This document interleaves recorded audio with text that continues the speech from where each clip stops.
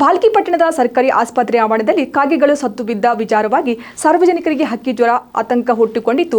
ಅದೇ ರೀತಿ ಅಧಿಕಾರಿಗಳು ಯಾವುದೇ ಕ್ರಮಕ್ಕೆ ಮುಂದಾಗದಿರುವುದು ಸಾರ್ವಜನಿಕರ ಆಕ್ರೋಶಕ್ಕೂ ಕಾರಣವಾಗಿದೆ ಎಂದು ಹೇಳಿದರು.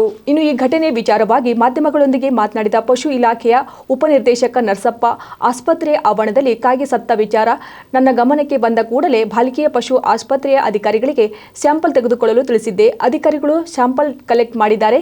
ಇಂದು ಸಂಜೆ ಒಳಗೆ ಸತ್ತ ಕಾಗೆಗಳ ಮರಣೋತ್ತರ ವರದಿ ನಮ್ಮ ಕೈಗೆ ಸೇರಲಿದೆ. ಒಂದು ವೇಳೆ ಹಕ್ಕಿ ಜ್ವರ ಎಂದು ತಿಳಿದು ಬಂದರೆ ಅದನ್ನು ಬೆಂಗಳೂರು ಹಾಗೂ ಮಧ್ಯಪ್ರದೇಶದ ಲ್ಯಾಬೊರೇಟರಿಗಳಿಗೆ ಕಳಿಸಿ ಅದನ್ನು ಮತ್ತೊಮ್ಮೆ ಪರಿಶೀಲಿಸಿ ಸೂಕ್ತ ಕ್ರಮ ಕೈಗೊಳ್ಳಲಾಗುವುದು ಎಂದು ತಿಳಿಸಿದ್ದಾರೆ. ಭಾಲ್ಕಿ ತಾಲೂಕಿನ ಸಾರ್ವಜನಿಕ ಆಸ್ಪತ್ರೆಯಲ್ಲಿ 2 ಕಾಗೆಗಳು ಸತ್ತಿವೆ. ಜನರಲ್ಲಿ ಹಕ್ಕಿ ಜ್ವರದ ಭೀತಿ ಇದೆ ಅಂತ ಒಂದು ಮಾಹಿತಿ ಬಂತು. ಬಂದ ತಕ್ಷಣವೇ ನಾನು ಸಹಾಯಕ ನಿರ್ದೇಶಕರು ಪಶು ಆಸ್ಪತ್ರೆ ಭಾಲ್ಕಿಯವರಿಗೆ ಕಾಂಟ್ಯಾಕ್ಟ್ ಮಾಡಿ ಆ ಸತ್ತಿರುವಂಥ ಕಾಗೆಗಳನ್ನು ಸ್ಯಾಂಪಲ್ಗಳನ್ನು ತೆಗೆದುಕೊಳ್ಳಲು ತಿಳಿಸಿದೆ. ಆ್ಯಕ್ಚುಲಿ ಕಾಗೆಗಳು ಸತ್ತಿರೋದು ರಾತ್ರಿಯೇ ಸತ್ತಿದೆ ಅಂತ ಗೊತ್ತಾಗಿದೆ. ರಾತ್ರಿ ನಾವು ಸ್ಯಾಂಪಲ್ಗಳನ್ನು ತೆಗೆದುಕೊಳ್ಳೋಕ್ಕೆ ನಮ್ಮ ಸಹಾಯಕ ನಿರ್ದೇಶಕರು ಕ್ರಮ ಕೈಗೊಂಡಿದ್ದು ಅದನ್ನು ಕೋಲ್ಡ್ ಚೈನಲ್ಲಿ ಇಟ್ಟಿರ್ತಾರೆ. ಮುಂಜಾನೆ ಆ ಒಂದು ಕಾಗೆಗಳ ಸ್ಯಾಂಪಲ್ಗಳನ್ನು ನಮ್ಮ ಪ್ರಾದೇಶಿಕ ಪ್ರಯೋಗಾಲಯ ಬೀದರ್ RRO ಅಂತ ನಾವು ಹೇಳ್ತೀವಿ, ರೀಜನಲ್ ರಿಸರ್ಚ್ ಆಫೀಸರ್ ಒಂದು ನಮ್ಮ ಸಂಸ್ಥೆ ಇದೆ. ಸೊ ಆ ಸಂಸ್ಥೆಗೆ ನಾವು ತಂದು ಕೊಟ್ಟಿದ್ದೀವಿ.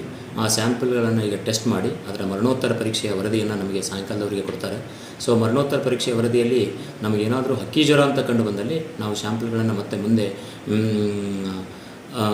ಆ ಬೆಂಗಳೂರು ಲ್ಯಾಬ್ರೇಟರಿಗೆ ಇಲ್ಲಾಂದರೆ ಭೋಪಾಲ್ ಮಧ್ಯಪ್ರದೇಶ ಲ್ಯಾಬ್ರೇಟರಿ ಕಳಿಸಬೇಕಾಗ್ತದೆ. ಸಾಯಂಕಾಲದವರೆಗೆ ಅದು ಬೇರೆ ರೋಗದಿಂದ ಸತ್ತಿದೆ ಅನ್ನುವಂಥ ಮಾಹಿತಿ ಬಂತು ಅಂದರೆ ನಮ್ಮ ಯಾರೂ ಸಾರ್ವಜನಿಕರು ಹೆದರಬೇಕಾಗಿಲ್ಲ.